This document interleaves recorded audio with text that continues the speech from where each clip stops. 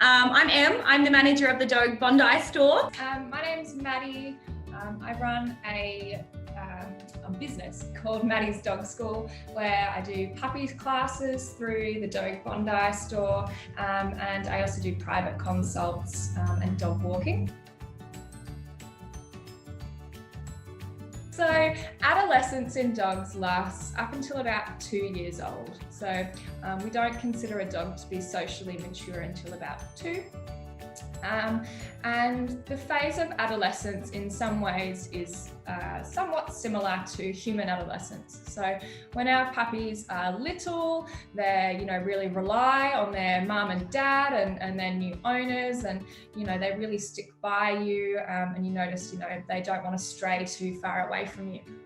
When in adolescence, for a lot of dogs, suddenly the whole big world around them is so much more exciting. You might, start going out on your walks and you feel like all your training's gone out the window. Your dog sees another dog and they're just like so interested and off they run. You're calling their name and they just couldn't care less. Or maybe you're going out on your walk and you really feel like your dog's not paying attention to you. They're just so interested in everything else going on. And you're like, how can I get my dog to pay attention back to me?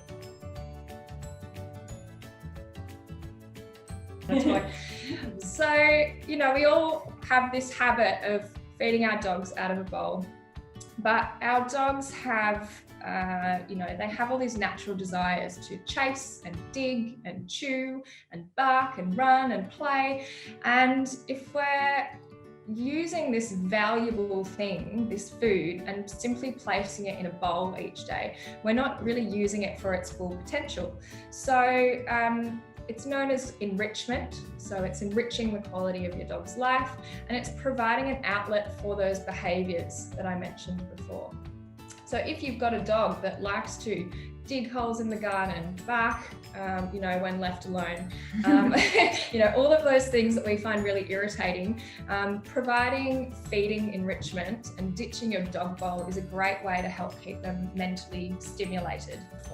So I think a big thing with today is we're expanding on just taking your dog for a walk as an outlet. Like there are so many other ways to do it than just one walk or 2 walks a day. They sort of need a little bit more to keep their minds more stimulated than just getting out of the house for an hour a day. Yeah, exactly right. It's also a way for them to relieve stress and anxiety.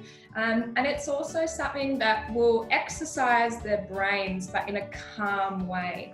So if we're always in the habit of getting our dog out, taking them to the park, letting them off leash and repetitively throwing a tennis ball, they're in this really high state of excitement.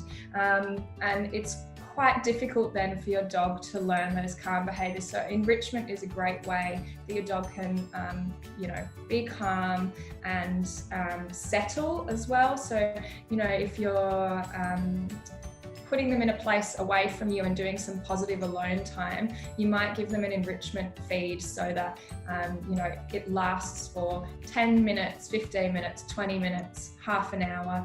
It sort of buys you some time where they're nice and settled for you. And it does actually lower their heart rate. So science says that chewing is a great stress reliever and lowers their heart rate.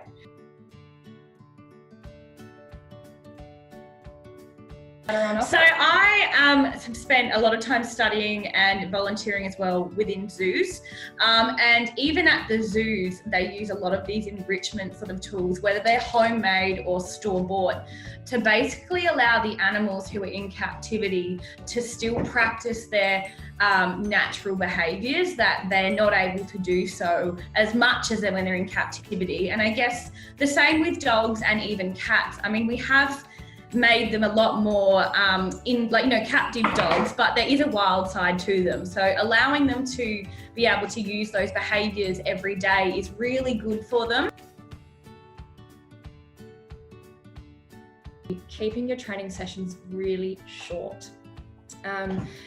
We often feel pressure that we need to do as much training as we can, but really dogs, they'll learn a lot more in a training session that lasts 2 minutes compared to 20 minutes. So you'll actually get bigger results if you're doing 2-minute training sessions 2 or 3 times a day than if you were doing one big 20-minute training session.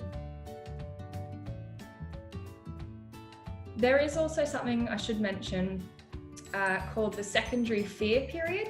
So this commonly happens at around 7 months old approximately, and can happen again at about 18 months old.